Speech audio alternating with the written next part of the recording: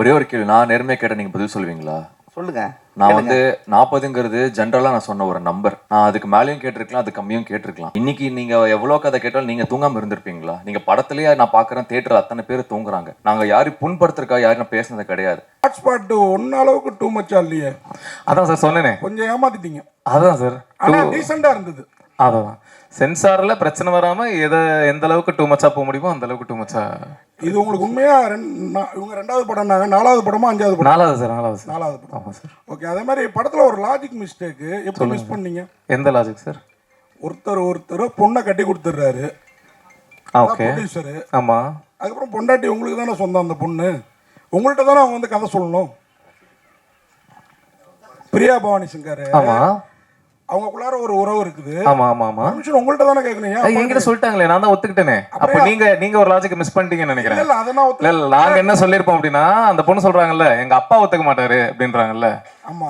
அந்த டைம்ல நீங்க போன் ஏதாவது பாத்தீங்கன்னா மிஸ் ஆயிருக்கும். ஏன் அப்பா ஒத்துக்கணுங்கிற?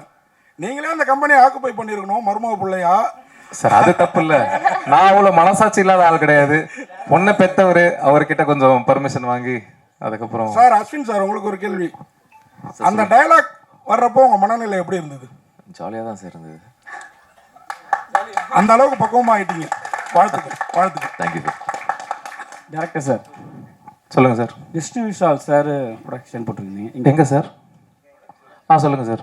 சொல்லுங்க ப்ரோ. நீங்களா எப்படி இருக்கீங்க? நல்லா இருக்கீங்களா? நல்லா இருக்கேன். அப்புறம் வந்து அவர் எந்த படத்தா இருந்தாலும் ப்ரமோஷனுக்கு வந்துருவாரு. ஏன் அவர் கூப்பிடல? ஒருவேளை வந்து சிவகார்த்திகேயன் 2050 வந்து சிஎம்மா வந்து மென்ஷன் பண்ணிருக்கீங்க. அந்த கோவத்திலையா இப்ப வந்து சிவகார்த்திகேயன் வந்து ஒரு இஷ்யூ போயிட்டு இருக்கு, எதுக்கு தேவையில்லாம வந்து அவர் கோத்து விட்டுறீங்க?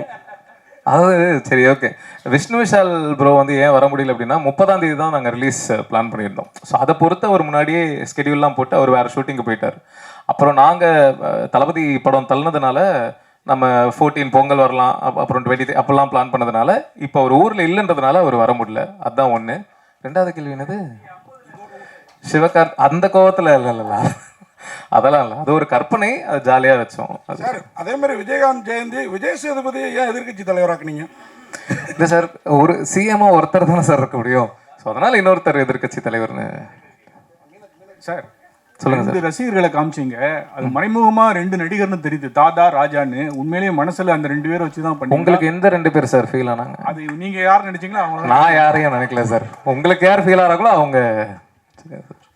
டைரக்டர் சார், சார் இப்போது உங்களோட படங்கள் வந்து டைம் ட்ராவல் பேஸ்ட்லேயும் இருக்குது, நீங்கள் சொல்கிற நெரேஷன்லேயும் டைம் ட்ராவல் இருக்குது, ஃப்யூச்சரை உற்று நோக்கி இருக்குது. ப்ரெசண்ட்டை நீங்கள் எப்படி பார்க்குறீங்க சார்? ஏன்னா ஃப்யூச்சர் தான் நீங்கள் ஆசைப்படுற மாதிரி எனக்கு ஃபீலாக இருக்குது. ப்ரெசண்ட்டை நீங்கள் எப்படி பார்க்குறீங்க? தம்பி ராமையா சார் கதை ப்ரெசன்ட் தானே சார்? சார் நான் என்ன சொல்கிறேன்னா, உங்களோட கதைகளும் உங்களோட எண்ணங்களும் வந்து ஃப்யூச்சரை பேஸ் பண்ணி, ஐ மீன் அடியிலையும் ஃப்யூச்சர் டைம் ட்ராவலு, இதுலேயும் டைம் ட்ராவலு அப்படி சொல்கிறேன் சார். ப்ரெசென்ட்டை நீங்கள் எப்படி பார்க்குறீங்கன்னு கேட்குறேன். ப்ரெசென்ட் இப்போ நான் இங்கே உட்காந்துருக்கும் போதே நைட் என்ன சாப்பிடலாம் அப்படின்னு ஃபியூச்சரை பற்றி தானே சார் யோசிக்கிறேன். அதனால யோசிக்கும் போதே கொஞ்சம் ஃபியூச்சரிஸ்டிக்காக யோசிக்கிறேன்னு நினைக்கிறேன். ஸோ தெரியல.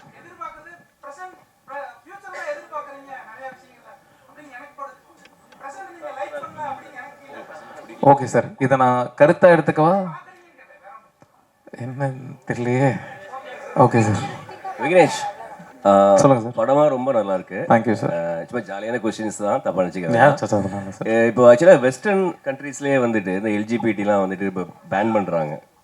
அப்படி இருக்கும்பொழுது நம்ம ஊரில் அதை வந்து ஒரு பொது உடைமை ஆக்குற முயற்சிகள் மாதிரி தெரியுது இதில். இல்லை சார், அது சரியா தான். அது நீங்கள் கேட்குறது பெரிய டாபிக் சார். அது இல்லை பெரிய டாபிக், அது சின்ன விஷயம். ஆடியன்ஸ் வந்து அது ரொம்ப அது வந்து கரெக்ட் அப்படின்னு எடுத்துக்குவாங்க, இல்லைன்னா அப்படி ட்ரை பண்ணலாமான்னு எடுத்துக்குவாங்க. அந்த மாதிரி ஏதாவது விஷயம் இல்லை சார். என்னோட கருத்து வந்து இந்த உலகம் எல்லாருக்கும் சொந்தமானது, எல்லாருக்கும் பொதுவானது. ஒவ்வொருத்தருக்கும் ஒவ்வொரு விருப்பு வெறுப்புகள் இருக்கும். ஒவ்வொருத்தருக்கு அது பிரச்சனைன்னு சொல்லக்கூடாது. இப்போது எல்ஜிபிடி அவங்களுக்கு பிரச்சனை, ஏன்னா அது பிரச்சனை கிடையாது, அதுதான் எங்களோட இயற்கை அப்படின்னு அவங்களோட கருத்து இருக்கும்.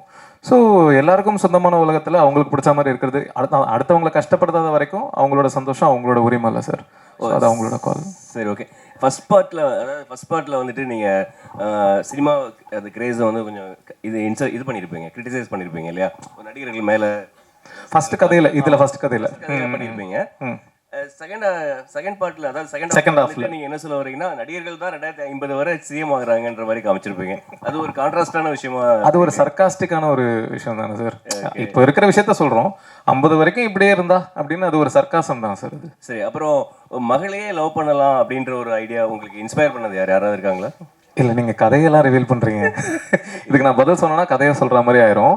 ஆனா அது இல்ல அப்படின்னு தானே நம்ம கடைசியில சொல்றோம். ஓகே, அப்புறம் lover and girl bestie, lover and boy பெஸ்டிலாம் இருக்கிற மாதிரி ப்ரொடியூசருக்கு வந்து ஒய்ஃபும் இருக்காங்க.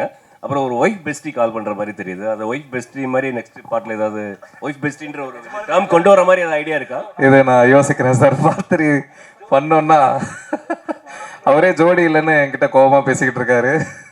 இதை என்கிட்ட ஐடியாவா சொல்லி ட்ரை பண்ணலாம் சார். Director sir, hello.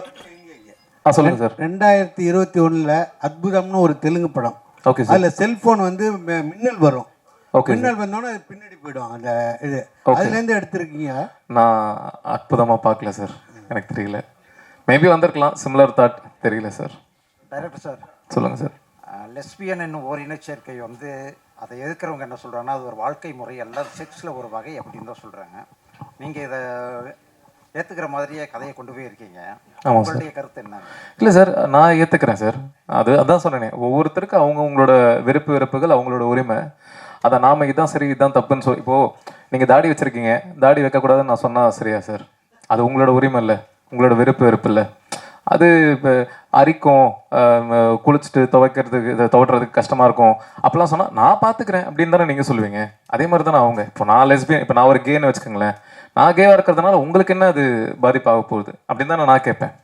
புரியுதுல உங்களுக்கு? ஸோ அவங்களோட உரிமை சார். அது ஒரு மாதிரி குடும்ப அடுத்தடுத்து சங்கிலி தொடர் மாதிரி போகணுமே, அது குறையுமே? அது எது சார்? அது மாதிரி நீங்கள் சொன்ன மாதிரி செஞ்சால் அடுத்தடுத்து அந்த குடும்பத்தின் சங்கிலி தொடர் வரணும்ல, அது குறையுமே? இல்லை சார், அதான் நீங்கள் இப்போ கேட்குற கேள்வி வந்து ஒரு பெரிய டிஸ்கஷன். இதை நான் ஒரு வார்த்தையில் பதில் சொல்ல முடியாது. அது உட்காந்து ஒரு அரை மணி நேரம் 1 மணி நேரம் ஒரு டிபேட்டாகவே பேசக்கூடிய ஒரு டாபிக். ஸோ குடும்பம் இப்போ நிறைய பேர் அப்படின்னா ஒரு ஆணும் பெண்ணும் கல்யாணம் பண்ணிக்கிறாங்க, நான் குழந்தை பெற்றுக்க மாட்டேன் அப்படின்னு முடிவு பண்ணிட்டு வாழ்கிறாங்க. அப்போ கூட குடும்பம் தொடராதே சார். அப்போ என்ன சொல்லுவீங்க? அதான் அது தப்புன்னு சொல்லலாமே. அதான் சார், அகைன் அப்போ ஒரு ஆணும் ஒரு பெண்ணும் கல்யாணம் பண்ணிட்டு குழந்தை பெற்றே தான் ஆகணும் அப்படின்னு ரூல் கிடையாதுல்ல. இப்போ நிறைய பேர் குழந்தை பெற்றுக்காமலும் வாழ்கிறாங்கல்ல. ரூல் இல்லை, உங்கள் அம்மா அப்பாவும் எனக்கு அம்மா அப்பா அப்படி தானே போயிருக்காங்க, அதனால கேட்குறேன். கவர்மெண்ட் ஆஃப் இந்தியா எல்லாரும் குழந்தை பெற்றுக்கணும்னு ரூல்லாம் கிடையாது சார். அக்ரிமெண்ட்டை காட்டுங்க சார். சார் இல்லை அக்ரிமெண்ட்லாம் இப்போ நான் கல்யாணம் பண்ணிக்கிறேன், என் ஒய்ஃபும் நானும் குழந்தை பெற்றுக்கணுமா வேணாமன்றது நான் தானே சார் முடிவு பண்ணணும். அது ரூல் கிடையாதுல்ல. அது ஆமாம்மா, அதை ப்ரூவ் பண்ணுறேன். ஆமாம். ஓ சப்போர்ட். Okay right. இல்லை ஓகே, இல்லை அது லீகல் தான். 377 ரூல் பற்றி. ஹலோ. ஓகே சார், இங்கே சார் இந்த பக்கம் சொல்லுங்க சார். இப்போது சினிமாவில் பார்த்தீங்கன்னா இன்றைக்கி வந்து ஒவ்வொரு பணமும் ஓடுறதுங்கிறதே ஒரு மிகப்பெரிய விஷயமா இருந்துட்டு இருக்கு கடந்த சில வருடங்களாக. சர்ச்சைக்குரிய கதைகளை எடுத்துக்கிட்டோம் அப்படின்னா அது ஒரு பரபரப்பை கிரியேட் பண்ணும். இப்போ உங்கள் ஹாட்ஸ்பாட் 1க்கு வந்து ட்ரெய்லர் ஒரு பரபரப்பு கிரியேட் பண்ணதால தான் படத்துக்கு ஒரு ரெஸ்பான்ஸ் உங்களுக்கு கிடைச்சிது. அதனாலேயே இந்த படத்துலையும் சர்ச்சைக்குரிய 3 கதைகளை எடுத்துக்கிட்டு பண்ணீங்களா? சர்ச்சைக்குரிய கதைகளை பண்ணக்கூடாதுன்னு கிடையாது இல்லை சார். பண்ணக்கூடாதுன்னு இல்லை, அதனால தான் பண்ணீங்களான்னு கேட்குறீங்களா? இது ஒரு ட்ரெண்டாகவும் போயிட்டு இருக்கு. சில யங் டைரக்டர்ஸ் அப்படி பண்ணிட்டு இருக்காங்க. அதே ஃபார்முலா நீங்கள் ஃபாலோ பண்ணுறீங்களான்னு கேட்குறேன். இது ஒரு விவாதம் கிரியேட் பண்ணோம். இது இப்ப அப்படியான படங்கள் தான் அதிகமா வருது. ஆமா சார். இப்போ ஹாட்ஸ்பாட் 1 ஒரு ஃபிளேவர்ல இருந்தது. ஸோ இப்போ ஹாட்ஸ்பாட் 2 அப்படின்னு நான் பண்ணும்போது லவ் ஸ்டோரி பண்ண முடியாதுல்ல. ஏன்னா ஹாட்ஸ்பாட் 1 பார்த்துட்டு 2 பார்க்க வர ஆடியன்ஸ் வந்து 1 என்ன ஃபிளேவர்ல இருந்ததோ அதே மாதிரி ஒரு ஃபிளேவர் தான் 2ல எதிர்பார்க்க போறாங்க. ஸோ அதே ஃபிளேவர்ல சர்ச்சைக்குரிய விஷயங்களை பேசலாம் அப்படின்னு நினைச்சு பண்ணது தான் சார். 1ஓட கம்பேர் பண்ணும்போது அதுல ஒரு ஃபேமிலி டச் ஓரியன்ட் அப்படி இருந்தது. இதுல எல்லாமே வந்து உங்களுக்கு 3 டாபிக்குமே ஒரு கான்ட்ரவர்சியாவே தான் சுற்றி வருது. அதுக்குண்டான சொல்யூஷனும் கொஞ்சம் முடிக்கும் போது அப்படியே கொஞ்சம் அலுஃபாக முடிச்சுட்டு போகிற மாதிரி இருக்குன்னு சொல்ல வரேன். Okay sir. வெளிப்படையாக அதில் ஒரு வெளிப்படைத்தன்மை இருந்தது ஃபர்ஸ்ட்டில். தெரியலையே, எனக்கு கேள்வி எப்படி சொல்கிறது. நான் எனக்கு தெரிஞ்ச அளவுக்கு என்ன அதை சொல்யூஷனாக சொல்ல முடியுமோ அதை சொல்ல ட்ரை பண்ணியிருக்கேன். ஃபர்ஸ்ட் கதையிலையும் சரி, செகண்ட் கதையிலையும் சரி. கடைசி கதையில் சொல்யூஷன் கிடையாது, ஒரு காதலை பற்றி பேசியிருக்கோம். அதுக்கப்புறம் ஒரு ஷாக்கிங்கான ஒரு எண்டு கொடுத்துருக்கோம். அதுதான் சார். ஓகே.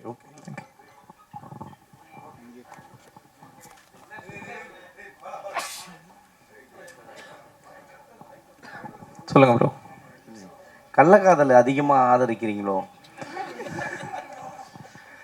அதான் இன்னும் நீங்க பேசலையே அப்படின்னு பார்த்தேன். லேட்டா பேசினாலும் லேட்டஸ்டா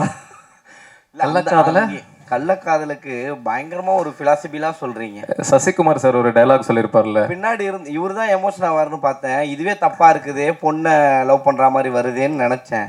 பட் ஆனா அதை விட பெரிய குண்டு கூட இருக்கிற ஃப்ரெண்டு துரோகம் பண்ற மாதிரி ஒண்ணு வச்சிங்கல்ல. கேள்வி திரும்பி கேளுங்க சார். ஃபர்ஸ்ட் கேட்டீங்களா கேளுங்க. இல்ல கள்ளக்காதல் தானா? இல்லை சார், காதல் எது சார் நல்ல காதல் கள்ளக்காதல்? எல்லாமே காதல் தானே சார். அதான் வரையுதா. பட் அது சரியா தப்பான்றது அகைன் அவங்க உங்களோட அதுக்குன்னு கள்ளக்காதல் ஆதரிக்கிறேன் அப்படி எடுத்துக்காதீங்க. இல்ல சார், ஒருத்தருக்கு துரோகம் பண்ணாவே அது கள்ளக்காதல் கணக்கு தானே சார் அது வருத்தம். அப்புறம் எப்படி சார் அது நல்ல காதல் எல்லாமே சொல்ல முடியும்? அந்த 2 பேருக்கு அது நல்ல காதல் தானே. புருஷனுக்கு தான் அது கள்ளக்காதல், அவங்க 2 பேருக்கு அது நல்ல காதல் தானே. அதே போல இப்போ இருக்க ஜென்ரேஷனையும் கொச்சையா தான் சொல்ல வரீங்க. எந்த ஜெனரேஷனு? அந்த பொண்ணு வந்து ஆல்ரெடி பாய் ஃப்ரெண்ட் செக்ஸ் வச்சுக்கலாமா பொண்ணு பார்க்க வரும்போது கேக்குது. எந்த பொண்ணு? அந்த பொண்ணு ஏன் கேக்குது? அந்த வந்தவர் என்ன சொல்றாரு? பொண்ணுங்களுக்கெல்லாம் முடி வளர்க்க தான் தெரியும், முடிவெடுக்க எங்க தெரியும் அப்படின்னு கேட்கிறாரு. என் பையன் நான் சொல்றத தட்ட மாட்டான், உன் பொண்ணுகிட்ட என்ன கேட்டுக்கிட்டு நீ கல்யாணம் பண்ணி அப்படின்னு சொல்றாரு. அவர் மேல இருக்கிற கோவத்துல அந்த பொண்ணு அப்படி பேசுறா. அது எப்படி சார்? நீங்க அதுக்கு எக்ஸ்ட்ரா டைலாக் கொடுத்தீங்களோ அப்படின்னு லவ் ஸ்டோரின்னு ஒன்று வந்ததுல, அதுல இப்ப லேட்டஸ்டா வரும்போது அதுல பாட்டி சொல்லுவாங்க, பாட்டி போய் நீ இது பண்ணு அப்படின்னு சொல்லுவாங்க.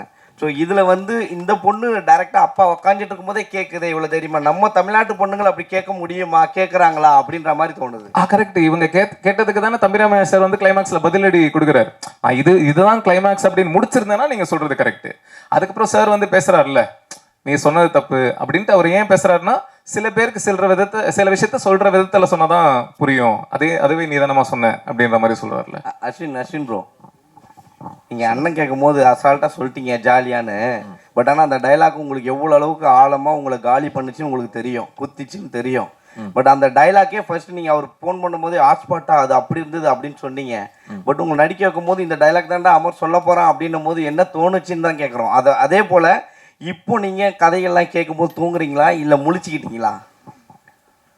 ஒரே ஒரு கேள்வி, நான் நேர்மையா கேட்ட நீங்க பதில் சொல்லுவீங்களா? சொல்லுங்க. நான் வந்து 40ங்கிறது ஜென்ரலா நான் சொன்ன ஒரு நம்பர். நான் அதுக்கு மேலேயும் கேட்டிருக்கலாம், அது கம்மியும் கேட்டிருக்கலாம். இன்னைக்கு நீங்க எவ்வளோ கதை கேட்டாலும் நீங்க தூங்காம இருந்திருப்பீங்களா? நீங்க படத்துலயே நான் பாக்குறேன், தியேட்டர் அத்தனை பேர் தூங்குறாங்க. நாங்க யாரும் புண்படுத்துறக்கா யாரும் பேசுனது கிடையாது. நான் தெளிவாகவும் நான் அதுக்கான ஒரு வீடியோ நான் கொடுத்துட்டேன். நீங்க திரும்ப இப்போ இந்த இதுல வந்து படத்துக்கு வரும்போது நீங்க திரும்ப அதை பத்தி கேக்குறீங்கன்னா நீங்க தான் எனக்கு குத்த பார்த்துட்டே இருக்கீங்க. குத்தல நாங்க, நீங்க எடுத்துக்கிட்ட விதம். இப்போ அந்த டைலாக்கே உங்களுக்கு இருக்கிறாங்க, அவ்வளவு போல்டா நீங்க நடிச்சிருக்கீங்க. இப்போ நீங்க முழிச்சுக்கிட்டீங்களா? இப்போ நடிக்கிறதுக்கான முன்னேற்றம் வந்துட்டு இருக்கீங்களான்னு சார். நான் உண்மையே நான் வந்து நான் ஒரு ப்ராப்பர் ஆக்டர் நான் சொல்ல மாட்டேன், நான் கத்துக்கிட்டு தான் இருக்கேன். இன்னைக்கு நான் விக்னேஷ் கார்த்திக் கிட்ட அவர்கிட்ட நான் நிறைய கத்துக்கிட்டேன். நான் ஒர்க் பண்ற ஒவ்வொரு டைரக்டர்கிட்டையும் நான் கத்துக்கிட்டு தான் இருக்கேன். அது ஒரு endless process. Okay, trying to be a better actor. Cool. Vignesh, உங்களுக்கு விக்னேஷ் ஃபர்ஸ்ட் ஸ்டோரியில் வந்து 2 பெரிய நாயகன்கள் இறந்த உடனே அதான் அவங்க ரசிகர் இறந்துடுறாங்க. அதுக்கு வந்து அவங்க என்ன சொல்றாங்க, கதையே சொல்லாதீங்க சார். சாரி, அந்த அந்த அந்த இடத்துல வந்து அவங்க ஃபேமிலியை வந்து தத்தெடுக்க சொல்றீங்க. எனக்கு வந்து இப்போ வந்து நீங்கள் பெரிய லெவலில் வளர்ந்துட்டீங்க, சரிங்களா? நீங்கள் பெரிய ஹீரோ ஆகிட்டு உங்கள் சைட்லேருந்து ஏதோ ஒரு தவறு நடந்து அது மாதிரி ஆயிடுச்சு. உங்கள் சைட்லேருந்து நீங்கள் அந்த ஃபேமிலியை தத்தெடுப்பீங்களா? நானா? இல்லை, அகைன் இதுக்கு பதில் சொன்னால் கதை ரிலேட்டடாக பதில் சொல்கிற மாதிரி இருக்கும். ஸோ இப்போ சார் அது என்ன டிண்டர் எக்ஸ் சாலிகிராமம் ஒரு டயலாக் வருது, Tinder pump sorry, Instagram Saligram, அது ரைமிங் சார். இன்ஸ்டாகிராம் சாலிகிராமம் இல்லை, சாலிகிராமம் நிறைய தம் அடிக்கிற பொண்ணுங்களை பார்க்குறோம், அதை வச்சு தான் எழுதுறீங்களா அப்படின்னு சார். இன்னும் எங்காவே இருக்கீங்கன்னு புரியுது. தம் அடிக்கிற பொண்ணுங்களா கல்ல படுறாங்க பார்த்தீங்களா? ஆனால் அஸ்வின் பற்றி கண்டிப்பாக நான் இந்த படம் பண்ணுறதுக்கு முன்னாடியே வந்து நிறைய பேர் வந்து இவரை பற்றி பண்ணுமா அப்படிலாம் சொன்னாங்க. ஆக்சுவலி நிறைய பேர் அதான் லென்த்தாக போயிடும். நான் சக்ஸஸ் மீட்னு ஒன்று நடந்ததுன்னா அதில் லென்த்தாக சொல்கிறேன். நீங்கள் நினைக்கிற மாதிரி அவர் கிடையாது, அவர் டோட்டலாக வேற மாதிரி உண்மையாகவே. Correct sir. நீங்கள் தானு சாருக்கு வந்து நன்றி சொன்னீங்க, தெரிய வந்து ரிலீஸ் ஆகலை அப்படின்னு. அது ஓகே, தியேட்டர் கிடைக்கல. ஆனால் மங்காத்தான்னு ஒரு படம் வருது, அதை ஏதாவது ஃபீல் பண்ணீங்களா? மங்காத்தாவும் வராமல் இருந்தால் நல்லா தான் இருந்திருக்கும். பட் ஆனால் மங்காத்தா வந்து முன்னாடியே டேட் போட்டாங்க. ஸோ அதனால் நாங்கள் கேட்க முடியாது. நாங்கள் வரலாம்னு நினைக்கும் போது தான் தெரிய டேட் போட்டாங்கன்றதுனால அவங்க கிட்ட கேட்டோம் சார். அடுத்த படத்தில் 2 ரசிகர்களையும் திட்ட மாட்டீங்க, அவரை மட்டும் திட்டுவீங்கன்னு நினைக்கிறேன். நாங்கள் எந்த ரசிகர்களை திட்டணும்னு நீங்கள் நினைக்கிறீங்கன்னு தெரில. நாங்கள் பெரிய ஹீரோ தான். யாரையோ சும்மா கற்பனையா நினைச்சு திட்டணும் சார். சார் ஒரே நிமிஷம். ஆக்சுவலாக மங்காத்தா தேரி ரெண்டும் வந்தால் நல்லா இருக்கும்னு நான் ஃபீல் பண்ணேன். அது உங்களுக்கு புரிஞ்சிருக்குன்னு நினைக்கிறேன். இல்லை இல்லை இல்லை, அவரு சும்மா கற்பனையா பேசுறாரு, அதை கட்டுக்காத கிடையாது. விக்னேஷ்ஜி சொல்லுங்க சார். நன்றி நன்றி நன்றி சார். நன்றி நன்றி விக்னேஷ்ஜி சொல்லுங்க சொல்லுங்கண்ணா. நீங்க சொன்னீங்க அவர்கிட்ட 2 ஹீரோ, நீங்க எந்த ஹீரோன்னு யோசிச்சேன்னு சொன்னீங்க. ஆமா. இப்போ உங்களுக்காக விட்டு கொடுத்துருக்காருல்ல, அந்த படத்தோட ஹீரோ தானே கலாய்ச்சிருக்கிறீங்க. அதான் அது நீங்க அப்படி நினைச்சீங்கன்னா அந்த பப்ளிகாம் போடுற விஜய் தானே கலாய்ச்சிருக்கீங்க. சார் ரஜினி சாரும் பப்ளிகம் போட்டிருக்காரு. இல்லையா அந்த ஸ்டைல்ல போல் எது இல்ல சிவாஜி பார்த்தது இல்லையா நீங்க? சிவாஜி த பாஸ் அதுல போட்டிருக்காரு. போட்டு தாங்க போட்டிருக்காரு. இது சார் ரஜினி சார் பண்ணாததா சார்? இது தளபதி மட்டும் தாங்க இப்படி பண்ணிருக்காரு. இல்ல இல்ல இல்ல, அது உங்களோட கற்பனை. அவர் விஜய் கலாய்க்க மாட்டார் சார், விஜய் ரசிக்கிறவர். சார் வணக்கம். சொல்லுங்க சார். சார் நடிகர்கள் வந்து தலைவர்களாக மாறிட்டு இருக்காங்க, ரசிகர்கள்லாம் தொண்டர்களாக மாறிட்டு இருக்கு. இந்த காலகட்டத்தில் இந்த படம் வந்து இப்போ அரசியல் ஏதாச்சும் தாக்கத்தை ஏற்படுத்தும் நினைக்கிறீங்களா? அது படம் ரிலீஸ்க்கு அப்புறம் தான் தெரியும்.